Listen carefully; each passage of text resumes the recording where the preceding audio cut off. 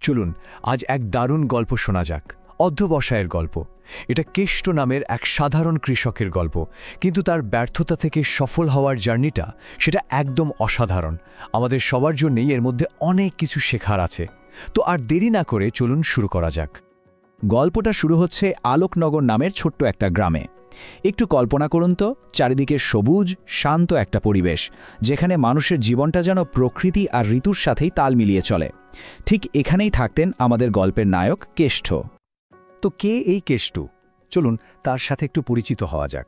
সে কিন্তু শুধু একজন সাধারণ কৃষক ছিল না। না, তার কাছে তার ওই এক টুকরো জমি আর তাতে ফলানো ফসল, ওটাই ছিল তার পুরো দুনিয়া, তার সবকিছু।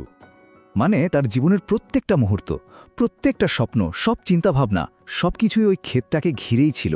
ভাবা যায়, ফসল ভালো হলে তার চেয়ে খুশি আর কেউ হতো না, আবার ফসল নষ্ট হলে মনে হতো যেন তার পুরো পৃথিবীটাই অন্ধকার হয়ে গেছে।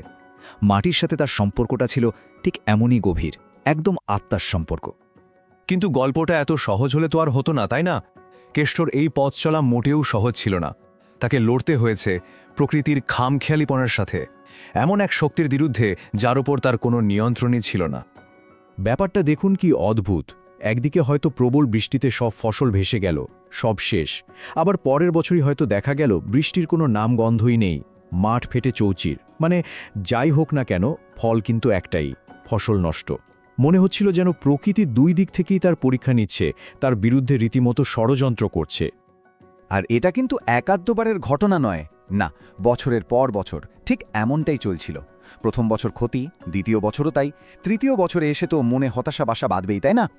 সময় চলে যাচ্ছে, কিন্তু ভাগ্য যেন কিছুতেই বদলাচ্ছিল না। কিন্তু এত কিছুর পরেও গল্পটা এখানেই ঘুরে যায়। বাইরের এই এত ঝড়ঝাপটার মধ্যেও কেষ্টর ভেতরের শক্তিটা কিন্তু জেগেছিল। তার মনোবল ছিল একদম অটুট। সে হার মানতে রাজি ছিল না।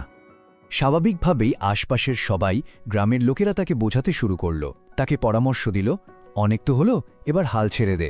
সত্যি বলতে তাদের কথাতেও তো যুক্তি ছিল, তাই না? সবাই বলছিল, আর কত প্রকৃতির সাথে লড়াই করবি, অন্য কোনো কাজ দেখ। কিন্তু কেষ্টর মাথায় ঘুরছিল শুধু একটাই কথা, একটাই মন্ত্র: কখনোই হাল ছাড়া যাবে না।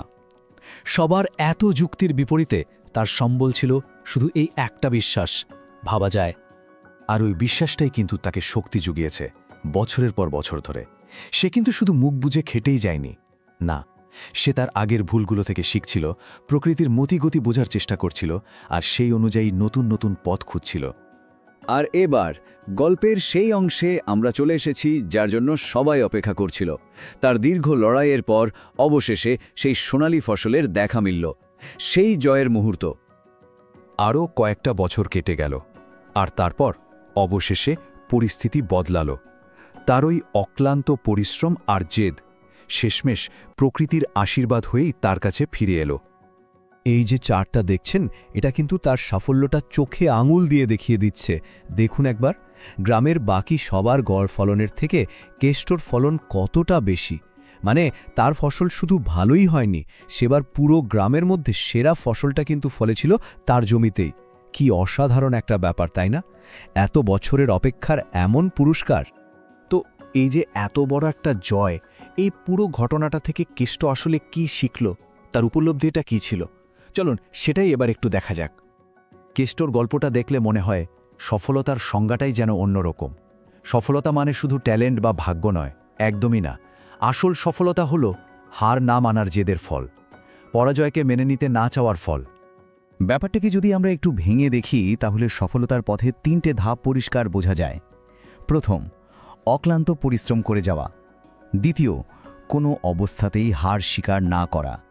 আর এই দুটোকে আঁকড়ে ধরে রাখলেই আসে চূড়ান্ত সাফল্য।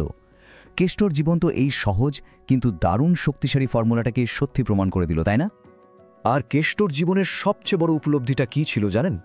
এটাই যে জীবনের একটা বড় সাফল্য পেছনের 100টা ব্যর্থতার সব কষ্ট, সব দুঃখকে এক নিমেষে ভুলিয়ে দিতে পারে। ওই যে সোনালী ফসল ঘরে তোলার যে আনন্দ, সেটা তার এত বছরের সব যন্ত্রণা ধুয়ে মুছে সাফ করে দিয়েছিল। আর আলোকনগর গ্রামে কেষ্টর এই গল্পটা শুধু তার একার জয় হয়েই থেমে থাকেনি, এটা পুরো গ্রামের কাছে একটা অনুপ্রেরণা হয়ে উঠেছিল। অদম্য জেদ আর অধ্যাবসায়ের একটা জীবন্ত প্রতীক। প্রজন্মের পর প্রজন্ম ধরেই মানুষ এই গল্প থেকে সাহস খুঁজে পায়।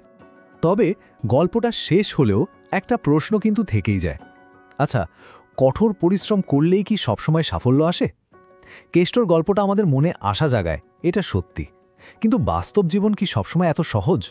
সবসময় কি গল্পের মতো করেই সব মেলে? এই উত্তরটা হয়তো আমাদের প্রত্যেককে নিজের মতো করেই খুঁজে